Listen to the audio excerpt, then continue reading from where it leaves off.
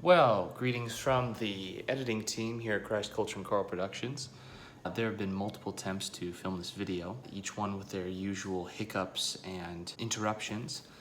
Ah yes, the daily wind has begun to crush my dreams of filming outside. Even this morning I had a really awesome setup put together, 20 years old now, and then I ended up looking like one of those Orthodox or Catholic icons.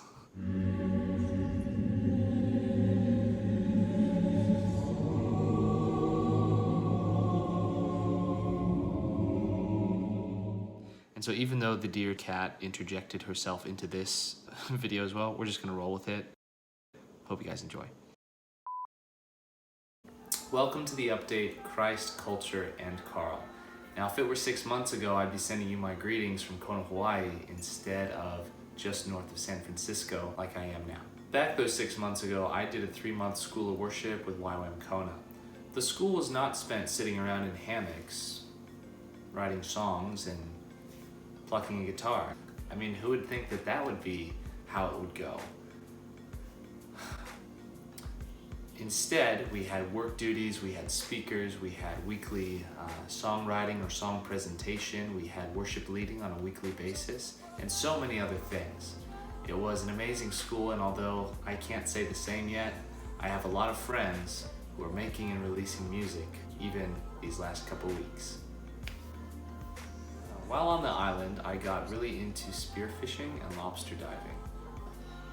On that side of the island, you can't use scuba gear when you spearfish, so it's all free diving. There were some incredible catches, a lot of amazing memories made. With the help of my friend Blaine, I landed a Hawaii state record class fish. It was also delicious. Around the new year, I had a 2-month sojourn going from one coast to the other and then back to the island. During this time, I was visiting family and friends and was looking for where God might lead next. After wrapping up my affairs on the island, I packed my things and had my first visit back to the Himalayas since COVID hit and scattered our team to the winds back in 2020. Now, when that happened, I had about 6 weeks left on my 2-year commitment. And amazingly enough, during my 2.5 months there, I spent about 6 weeks with an outreach team. We went up to the mountains and down to the border of India. The trip was a great reminder on how glorious life can be in the Himalayas, and also at times how difficult it can be. For example, I made it 2 years in Nepal without vomiting once, but on day 3, I ran past the electricians working in the house in my underwear to get to the bathroom and hurl. I also got a new passport and was very proud of my picture. They sent it back to me with a big old mole on my cheek and a bunch of smaller ones too. Not to waste a morning of filming, Carl a few weeks ago will tell you the exciting news about what time it is. And you know what that means. It's time to roll the montage.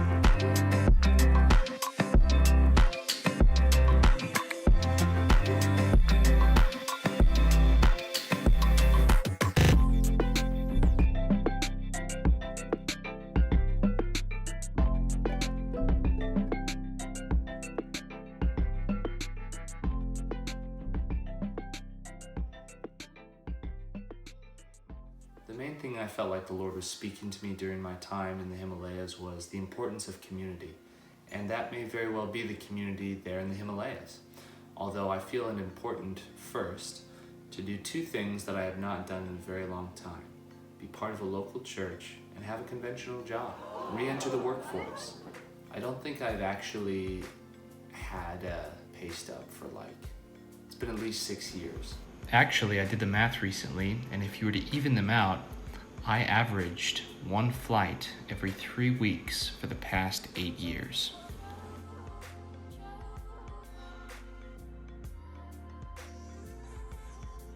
So, we're re-entering the workforce, but there's so much more that's going on. My nephew is now 14 months old. My sister and brother-in-law have moved from the island of Hawaii to Minneapolis, Minnesota. I helped in that moving process, including driving their cats in their car from San Francisco to Bozeman, and then with my brother-in-law to Minneapolis. And by the end of the year, I'm gonna have 2 more nieces. Both of my sisters are pregnant. One is due in September, one is due in December. And with my parents, they are looking at where they would like to settle down, to return to Colorado or go elsewhere. That's the question being asked right now. And so it's a season of transition for all of us, but we're excited for the things ahead. Thanks for watching. From the crew and I, we'll see you on the next time. Sorry. Okay. Scram, love you though. So, during my 2-month sojourn at the age of 93, my grandfather passed into glory. He was in the Navy for 30 years, then he worked 2 more decades after that. More than all of that, my grandfather was such a faithful and humble and loving man. He was very much the patriarch of our family. He was deeply knowledgeable and deeply wise, and yet simple in his outlook on life. He was married to my grandma for 67 years, and now he's gone to join her. He greatly loved me, and he greatly supported my work across the world over many years. And so I'd like to dedicate this episode